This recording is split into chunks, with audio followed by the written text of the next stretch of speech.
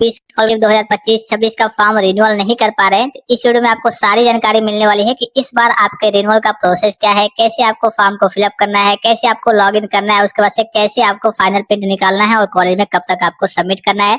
तो वीडियो को ध्यान से देखेंगे, सारी चीजों को समझेंगे। इस वीडियो में विशेष करके हम यूजी, पीजी और डिप्लोमा के बच्चों के बारे में बात करने वाले हैं जो कोई कोर्स वगैरह कर रहे हैं, जैसे आपका BA, BSc, MA, MSc, BCom, MCom, DElEd, ITI, polytechnic, BTech, BEd, nurse, BCA, MCA, आपका एलएलबी हो गया, जितने भी कोर्स वगैरह होते हैं यूजी, पीजी और डिप्लोमा को छोड़ करके सभी बच्चों के बारे में बात करने वाले हैं कि आपको इस बार यूपी स्कॉलरशिप 2025-26 का फॉर्म रिन्यूअल कैसे करना है।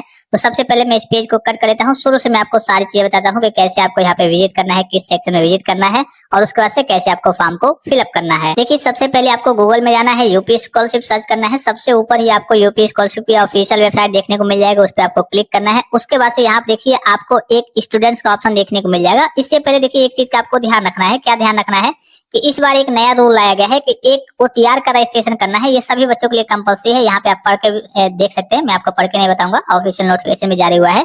ठीक है, तो आपको एक ओटीआर पंजीकरण करे, यहाँ पे क्लिक करके अपने आधार कार्ड का, मोबाइल नंबर का वेरिफिकेशन कर लेना है। इसका जो वीडियो है, वीडियो का लिंक मैं आपको इसी वीडियो के डिस्क्रिप्शन बॉक्स में सबसे ऊपर दे रहा हूँ, उस पर क्लिक करके आप वीडियो को देख लेंगे। बड़ा ही सिंपल सा, बड़ा ही इजी सा प्रोसेस है।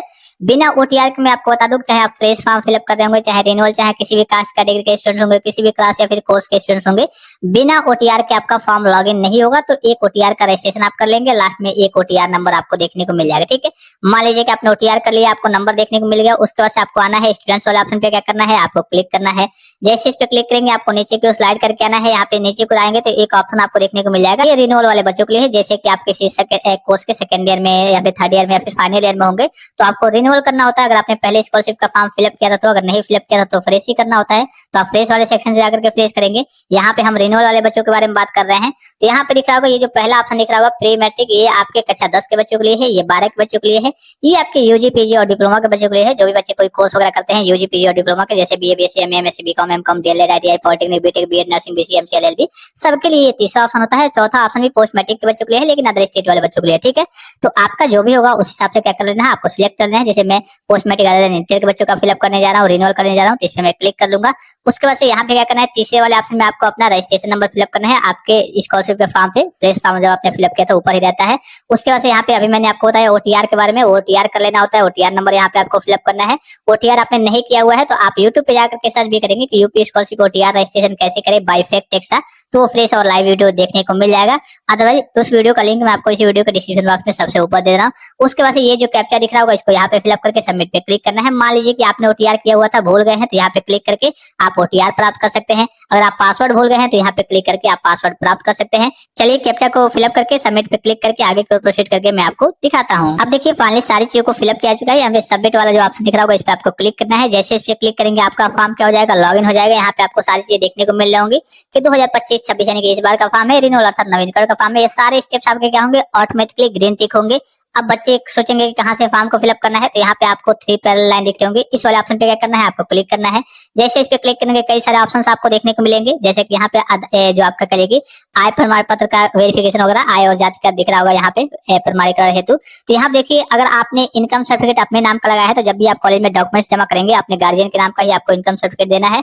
और अगर आपका कोर्स के दौरान ही एक्सपायर हो गया है, आप बदलना चाहते हैं, तो ऑनलाइन तरीके से यहाँ पे आपका कोई करेक्शन अभी फिलहाल में नहीं होगा। हो सकता है आगे करेक्शन की डेट आए, उस करेक्शन की डेट पे आपका करेक्शन वगैरह हो जाए। तो फिलहाल में आपको क्या करना है, अगर आपका बीच में ही एक्सपायर हो गया है तो एक्सपायर वाले बच्चों को तो घबराना नहीं है, क्योंकि आपका नोटिस भी आया था कि उसी इनकम सर्टिफिकेट जब आपने पहले फ्रेश फॉर्म फिलअप किया होगा, लगाया होगा, तब तो आपका वैलिड होगा।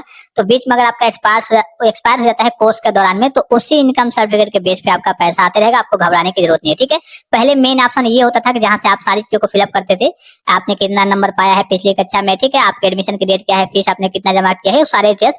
अब ये ऑप्शन क्लोज कर दिया गया विभाग के द्वारा। अब आपको बच्चों को कुछ नहीं करना है, बच्चों को क्या करना है, केवल अपना ओटीआर करना है, फॉर्म को लॉगिन करना है। इसी में सबसे नीचे आएंगे तो एक आपको फाइनल प्रिंट निकालने का ऑप्शन देखने को मिल जाएगा। देखिए, संस्था हेतु आवेदन प्रिंट करें, इसी वाले ऑप्शन पे क्या करना है, आपको क्लिक करना है। जैसे इस पे क्लिक करेंगे तुरंत आपको अपना फाइनल प्रिंट देखने को मिल जाएगा। और इस फाइनल प्रिंट को लेकर के और जो डॉक्यूमेंट्स अभी मैं आपको बताऊंगा उसको लेकर के आपको कॉलेज में लास्ट डेट से पहले सबमिट कर देना होता है।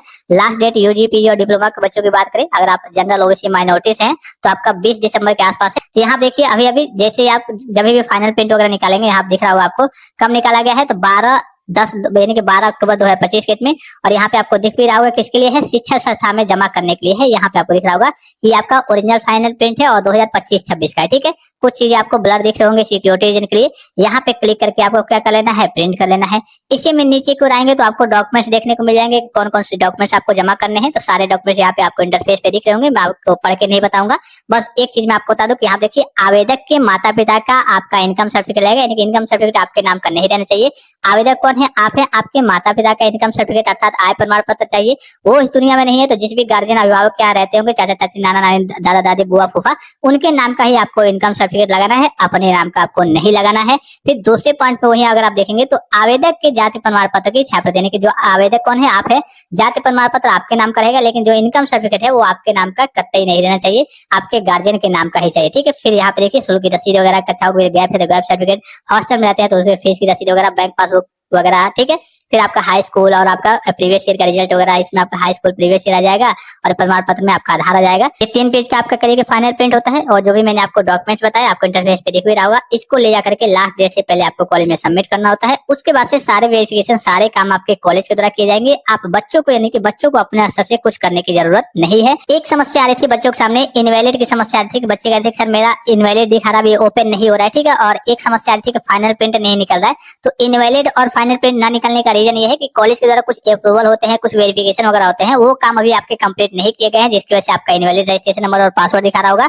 और जिन बच्चों को ओपन भी हो रहा होगा तो उनका फाइनल प्रिंट नहीं निकल रहा होगा। तो ये रीजन यही है कि आपका कॉलेज से जो अप्रूवल वेरिफिकेशन है वो नहीं हुआ है। जैसे ही वहां से हो जाता है उसके बाद से आपको जो आपके सामने ये समस्या आ रही है, ये समस्या आपको नहीं देखने को मिलेगी, सारी चीजें आपके सॉल्व हो जाएंगी। तो आई होप ये वीडियो आपको काफी ज्यादा हेल्पफुल और इन्फॉर्मेटिव लगा होगा। फिलहाल इस वीडियो में इतना ही, इजाजत दीजिए, धन्यवाद, थैंक्स फॉर वॉचिंग, मिलते हैं नेक्स्ट वीडियो में।